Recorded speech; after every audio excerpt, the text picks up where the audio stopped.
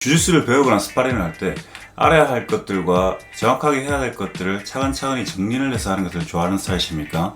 아니면 그때그때 그 상황에 맞춰서 자연스럽게 느낌적으로 하는 것을 좋아하는 스타일이십니까? 개인 스타일들이 갈릴 수 있는 질문입니다. 보통 이의 질문에 대해서 들을 수 있는 우리가 답변은 두 가지 사이에 중간을 잘 지켜서 이것도 잘하고 저것도 잘 믹스해라, 이런 답변을 흔히 들을 수 있는데요. 맞는 말입니다. 네, 그런데 왜 그렇게 해야 될까요? 보통 일반적인 주짓수 수업에 들어가면 관장님이나 사원님이 그날의 기술들을 정확하게 이제 설명해 주시고 또 시범을 보여주시면 이제 간원들이 다 같이 연습을 합니다. 그게 일반적인 어떤 주짓수 수업의 풍경이죠. 많은 초보분들이 처음 수업에 들어가시면 정말 많은 뭐 용어들이 난무하고 무슨 단어, 무슨 델라이바 설명도 여기 잡고 그런데 이건 비단 초보자분들 뿐만이 아니라 숙련자분들도 처음 익히시는 기술이나 아니면 어떤 익숙치 않은 기술들을 연습할 때 경험할 수 있는 상황이라고 생각해요. 아마 그 상황에서는 여러 가지 이유가 있을 수 있지만 한 가지 중요한 이유 중 하나는 배우는 사람의 새로운 지식에 대한 접근 방법이 큰 이유 중에 하나인 것 같습니다. 이걸 더 자세하게 얘기해보면 예를 들어서 주짓수 수업 시간에 보면 엄청나게 많은 디테일이 있죠. 기세 바로 밑을 잡고 쇄골 바로 밑을 잡은 다음에 벨트는 옆구리를 꼭 잡아라. 그걸 하다 보면 꼭 여기 잡았던가 여기였던가 벨트의 옆부분이었던가 벨트의 앞부분이었던가 뒤죽박죽입니다. 초보분들은 와, 이렇게 복잡한 내가 생각하는 운동은 이런 게 아닌데 이게 뭐하는 짓이야, 이렇게 하다가 그만두시는 분들도 많이 봤습니다. 그러면 우리가 좀 더 효과적으로 더 재미있게 주짓수를 배우고 접근하려면 어떤 방법을 쓰면 좋을까요? 이 주제에 대해서 미국의 격투가이자 유명한 주짓수 선수인 라이언 홀이 한 인터뷰가 있었습니다. 50-50 주짓수의 라이언 홀은 예전부터 특이한 스타일로 유명한 선수입니다. 인버티드 가드, 50-50 가드 등 자신만의 독특한 기술 체계를 실전에서 사용하여 수많은 주짓수 대회들을 우승했습니다. 그리고 MMA로 눈을 돌려 UFC에 계약한 것뿐만 아니라 무려 전 라이트급 챔피언 그레임 메이나드에게 승리까지 따낸 주짓수 괴짜입니다. I certainly don't believe that I have like a singular or perfect approach by any stretch of the imagination, but I guess what I try to do is block out extraneous nonsense. Like for instance, a lot of people want to talk about 55 details and reasons for something that's going on, and the reality is that you're clouding your thought process. For instance, there was a recent, not to get too political, but there was a recent issue where I remember an inmate was executed, and they used a new drug, and it was painful, and oh my God, and he died. It was horrible. Again, that's whether you believe that capital punishment is valid or not. I think there's plenty of arguments against it. In fact, I think most of the arguments that make sense are against it. But pain has fuck all to do with it. I don't care. That's like, hey Lex, I'm gonna kill you, but don't worry, it's not gonna hurt. Right. Don't get me wrong. Okay, then. Yeah, it's like that doesn't make it okay. It's like, believe me, I prefer. Again, if you're gonna kill me, I prefer that you don't burn me at the stake. Right. But if someone was like, don't worry, it's not even gonna sting, I'm still gonna try to fight you to the death. I'm absolutely not allowing this to happen. If someone wants to say, oh, okay, hold on, let's cut the bullshit like feelings out of here and say, look, forget the pain. Does this person deserve it? Well, let's step that back again. Is there a potential for human error? Is there potential for someone having this guy behind bars for political gain? Like, okay, these are the real reasons that you say, hey, no way on the death penalty. It has nothing to do with does it hurt or which drug is it or blah, blah, or is it inhumane? It's like, none of that. Hey, we're focusing on the wrong thing. So it reminds me of jiu-jitsu in the same sense. And again, we're generally speaking, in my opinion, debates that happen in the public, arena, they always focus on the wrong dang thing and always focus on the wrong aspect. Again, there's 25 good reasons or bad reasons to do almost anything, but generally speaking, people will focus on the 100 other ones that are extraneous and retarded. So what I would say is it reminds me of jiu-jitsu or striking. Like, oh man, Floyd likes to hold his hand this way or that way or the other way, and this guy likes to jab like this, and it's really important. This person says you land with this knuckle, and that person says you land with that knuckle. And in jiu-jitsu, it's very, very important that you grip 3 inches up on the lapel and 2 to the right, but Roger Gracie does it like this, but Cobrinha says it like this. Clearly, they all work under the right circumstances and don't work under the wrong ones, and it has nothing to do or very little to do with these other things. Like, hey, does it matter? Again, I'm going to kill you.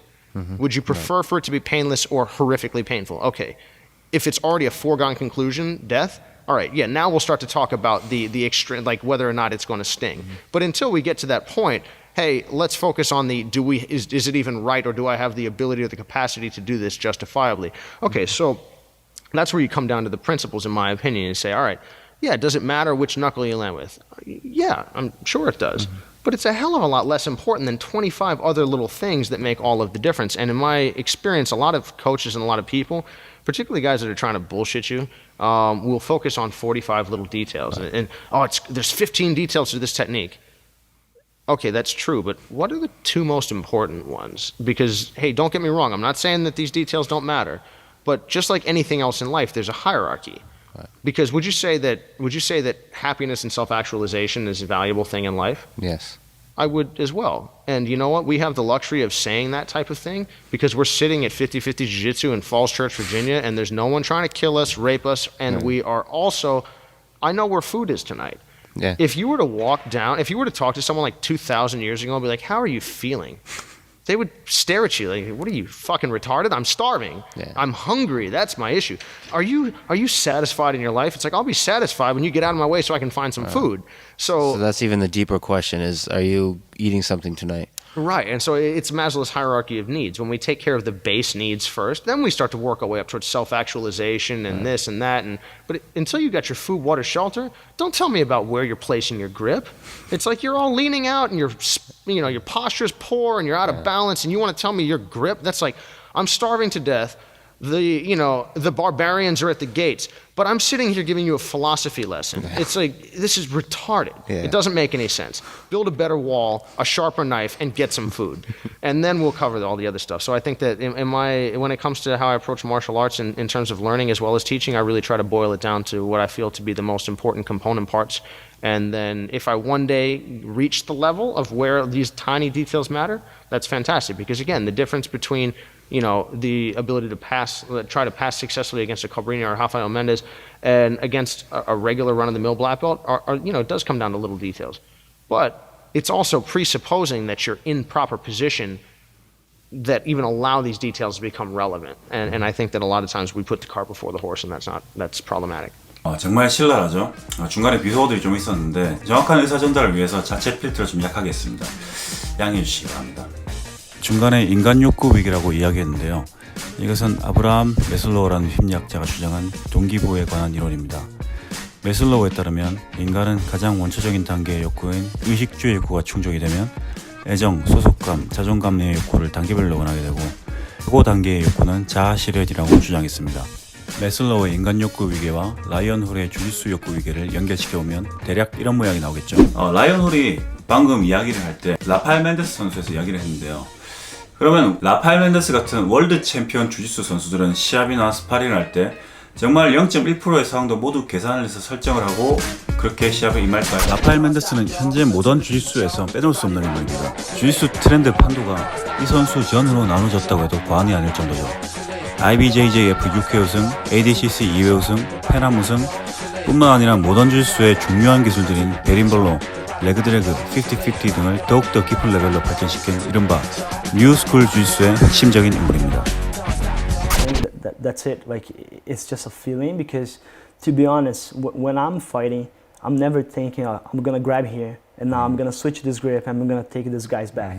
It doesn't work like that, at least for me. Right. To be honest, it's hard to remember what I did right after a fight. Yeah. Like sometimes, I finish the fight and then people are asking me, how did you do this? How did you take it back? How you got the submission? I have no idea. I need to watch the fight and see what I did. Yeah. I think I'm living in the moment. I'm in the zone. So everything I do is just reaction. It's action, reaction. I'm reacting to the situation. I'm living in the moment. So it's not like a drilling session. 라고 합니다.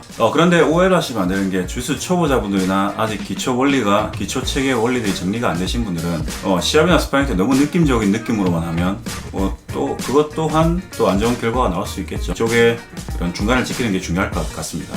라파엘 멘데스의 인터뷰를 보니까 또 생각난 게 있었는데요. 이제 브루스 리가 얘기한 유명한 말이 있었죠. Be formless, shapeless, like water.